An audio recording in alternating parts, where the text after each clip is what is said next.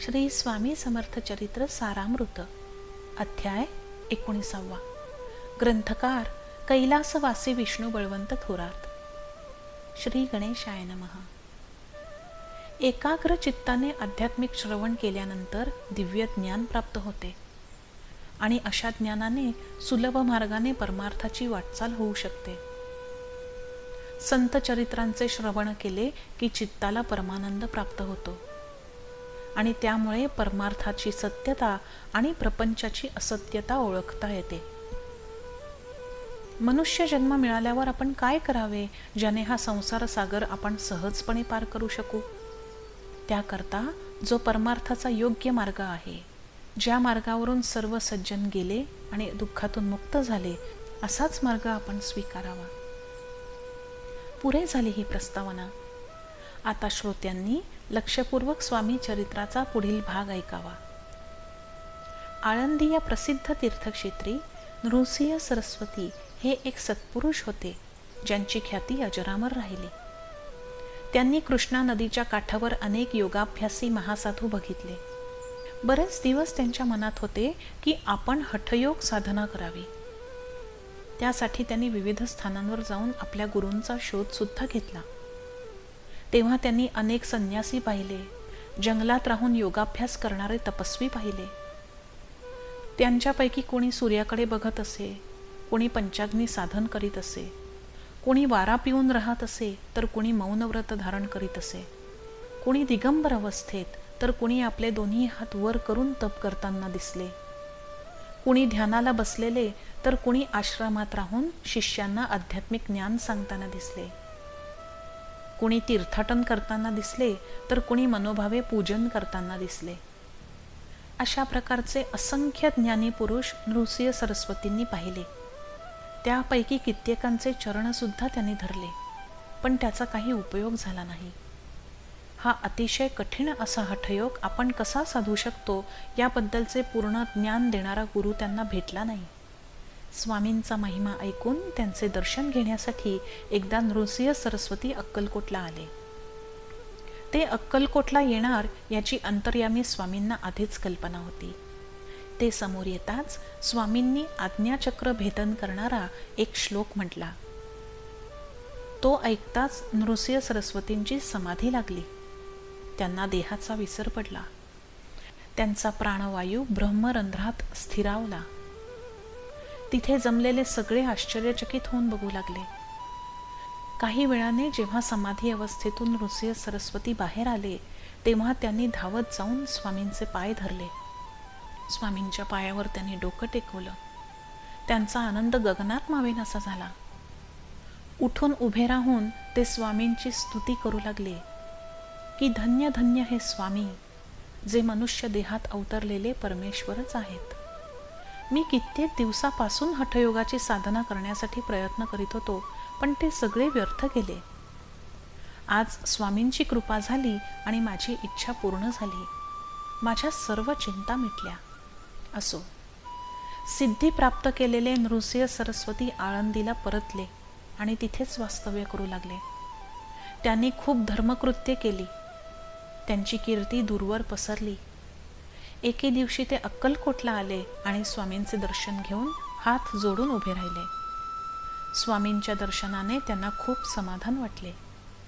त्यांना पाहून स्वामी म्हणाले, तू या जगात धन्य झाला आहेस, पण तू एका वेश्येचा सांभाळ करत आहेस.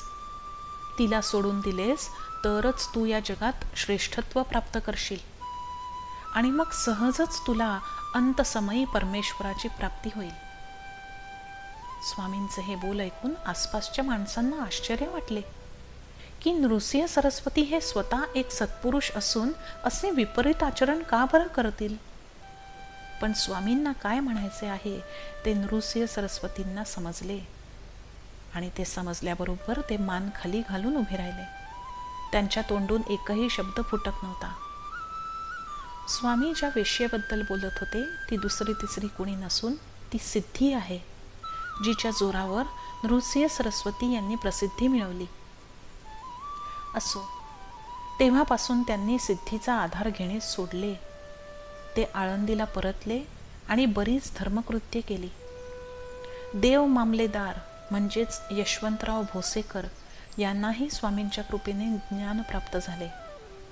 असे स्वामींचे अनेक सत्शिष्य झाले, ज्यांनी आत्मस्वरूप ओळखले. वासुदेव फडके हे एक थोर आणि प्रसिद्ध ब्राह्मण होते. त्यांनी इंग्रजांच्या विरुद्ध बंड पुकारायचे ठरवले. स्वामींची कृपा झाली तर आपल्या कार्याला यश येईल असा विचार करून ते स्वामींच्या दर्शनाला आले. एक उघडी तलवार घेऊन ते स्वामींच्या समोर आले आणि मनातल्या मनात प्रार्थना केली की जर माझ्यावर स्वामींची कृपादृष्टी असेल तर ही तलवार ते माझ्या हातात देतील. असा विचार करून त्यांनी ती तलवार स्वामींना दिली आणि ते स्वतः दूर जाऊन बसले. अंतर्यामी स्वामींनी त्यांच्या मनातले ओळखले. लगबगीने स्वामी उठले आणि बाहेर आले. तरवडाच्या झाडाशी ती तलवार टाकून दिली. हे पाहून वासुदेवराव खिन्न झाले. स्वामींना आपले कार्य अजिबात मान्य नाही आणि त्यांनी मला संकेत दिला आहे की माझे कार्य संपन्न होणार नाही, म्हणूनच माझ्या हातात ती तलवार त्यांनी परत दिली नाही. पण वासुदेवराव स्वाभिमानी होते. ती तलवार घेऊन ते आपल्या वास्तव्याच्या जागी परत आले आणि त्यांनी इंग्रजांविरुद्ध बंड पुकारलेच. पण त्यात त्यांना यश आले नाही. अखेरीस शिक्षा भोगावी लागली. सगळे कष्ट फुकट गेले. स्वामींचे अजून एक भक्त अक्कलकोटमध्ये राहणारे तात्या भोसले, जे राजाश्रय प्राप्त झालेले सरदार होते, ते काही कारणाने संसाराला कंटाळले. त्यांनी प्रपंच सोडला आणि स्वामींचे भक्त झाले. सर्व मायापाश तोडून ते स्वामींच्या चरणी स्थिर झाले आणि दिवस रात्र आनंदाने स्वामींचे भजन व पूजन करू लागले. अचानक एके दिवशी त्यांना यमदूतांचे दर्शन झाले. त्यांना समजले की आपले मरण आता जवळ आले आहे. त्यांनी लगेच धावत जाऊन स्वामींच्या चरणांना मिठी मारली. तेव्हा यमदूत लांब उभे राहिले होते. कृपा करून माझे मरण चुकवावे अशी तात्यांनी स्वामींना विनवणी केली. तेव्हा स्वामींनी यमदूताला सांगितले की हा माझा भक्त आहे आणि याचे आयुष्य अजून सरलेले नाही. तो तिथे जो बैल दिसतोय त्याचा आज अंत आहे. त्याला लगेच न्यावे. तात्याला स्पर्श करू नका. असे स्वामी बोलताच एक नवल घडले.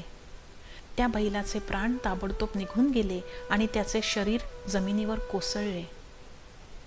सर्वजण आश्चर्यचकित झाले आणि म्हणू लागले, धन्य ते स्वामी ज्यांनी बैलाला मुक्ती दिली आणि तात्यांचे मरण चुकवले.